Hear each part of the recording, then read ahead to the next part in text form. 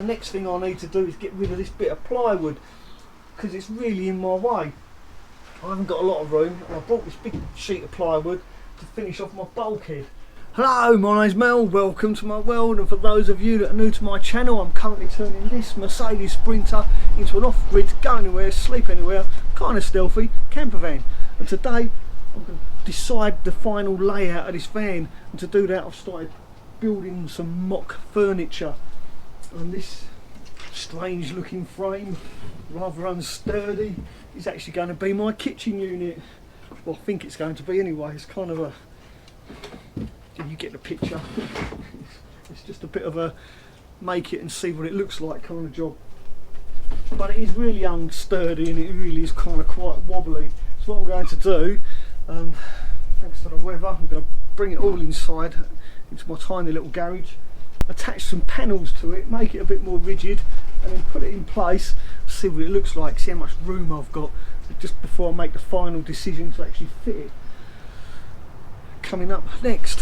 One of the first things I'm going to do is put a base on this thing so I can easily move it in and out of the van, and because I'm kind of making this up as I go along. I'm not 100% sure even if I want the kitchen across the door, so I'm going to make this up as kind of a mock and then put it in the van and see how I feel about it once it's in there, and I can move around, see how much room I've got, and you make the final decision. So that's what I'm going to do now. I'm going to put a base on it, a side on it, make it a bit more rigid. So there's the base, as you can see. Just move you around a bit.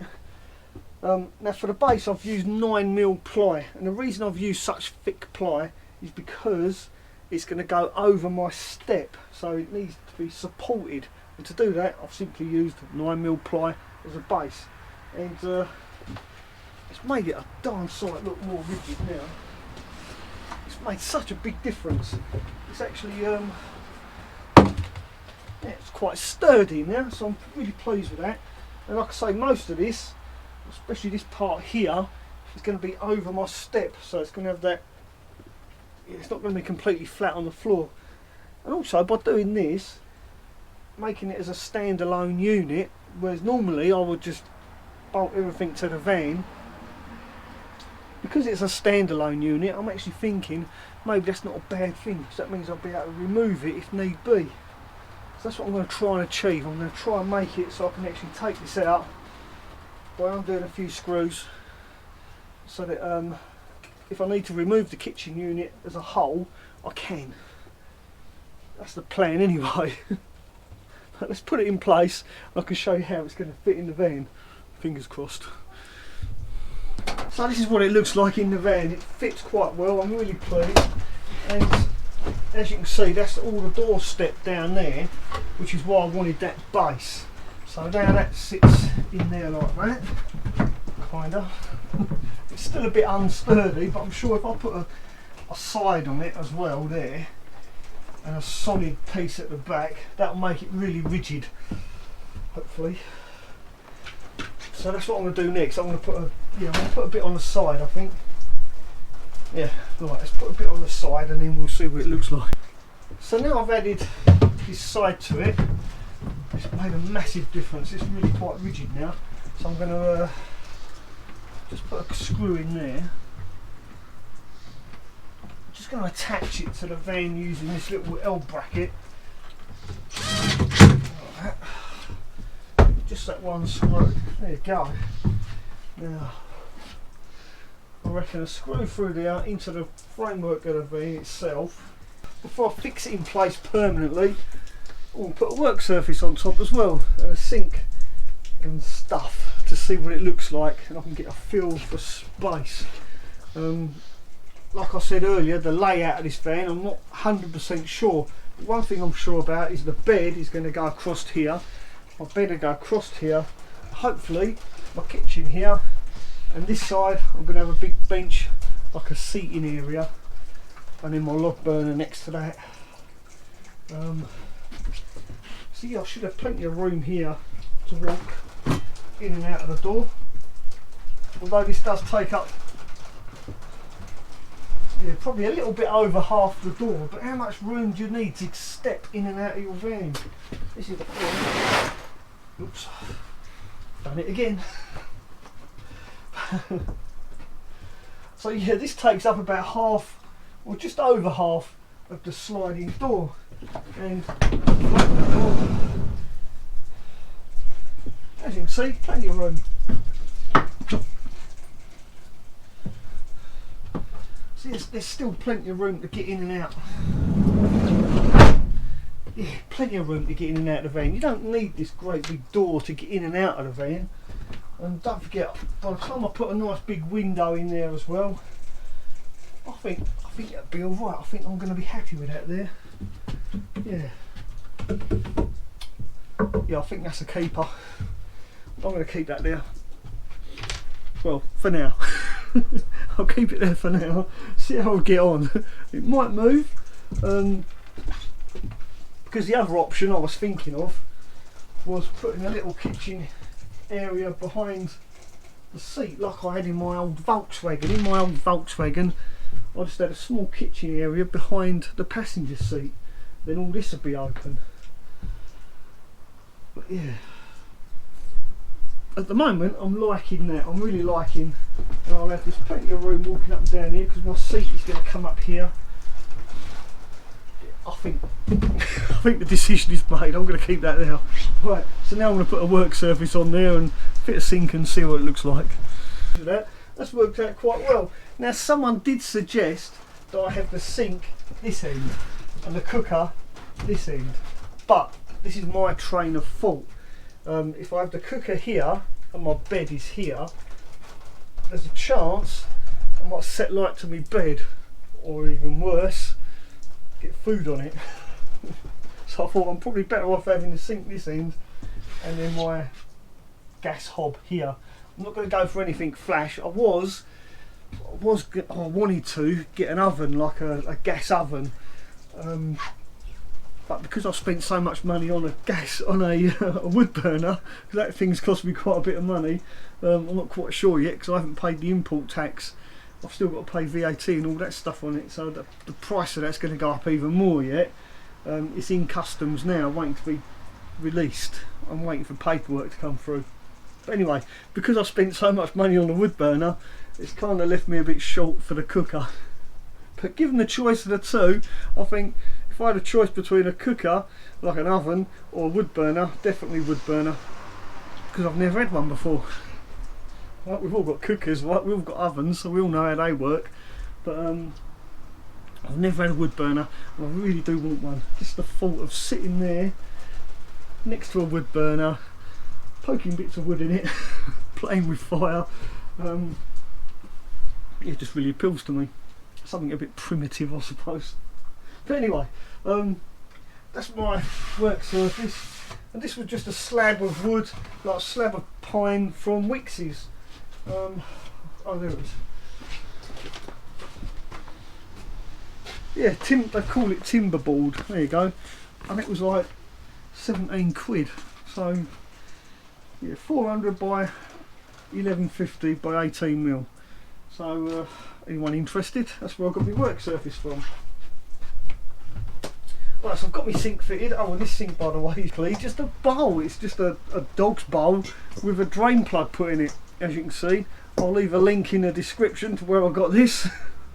It's quite cheap and I rather like it. It's stainless steel. It was really easy to cut the hole out, even though I did make a bit of a mess of it. I couldn't find the right blade for my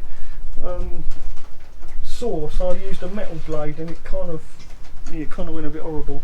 But anyway, I'm going to glue that in. I'm not quite sure what glue to use with that, so if you've got any suggestions, then please do leave a comment down below on what I should use to glue that in, and whether or not I should glue it in before I treat the wood or after I treated the wood. I've never done that before. I've never glued a sink in, so I'm not quite sure what sort of mastic I should use. So if anyone's got any ideas, then please do leave a comment below. Now my tap, I'm going all rustic with this van. I found this tap in B&Q's. It's meant for a garden, like an outside garden hose, but I rather like the look of that, so I'm going to fix that there like that. And I think that would look really nice. So that's my next job. Yeah, I think I've got to take it apart to do it. It was quite dear though, believe it or not. The only way I could get this tap was to buy a kit, and it was £15 for the kit. And I know I could have brought a nice little campervan tap for that sort of money, but I rather like this. So yeah, right, I'm going to screw that to there now. I think that goes really well with my tap. Look at that. I'm really pleased. That's it's a proper tap at the end of the day, and it's got that rustic look about it, which is what I love. I love all the rusticness, mainly because I haven't got a big flash workshop or anything, and I can't do things nice and neat and nice and square. So I like this rustic cottage look because it is so easy to create. You don't need any special tools, you don't need a table saw. It can all be done with simple hand tools. It's easy to do, and you can chop it around, change it how you like, which is why I like the rustic look. So that's another reason I've got this tap. Look at that, it works. So now, how am I going to get water from my water tank into that tap? I'll tell you what, I'm not going to use a water pump, that's for sure.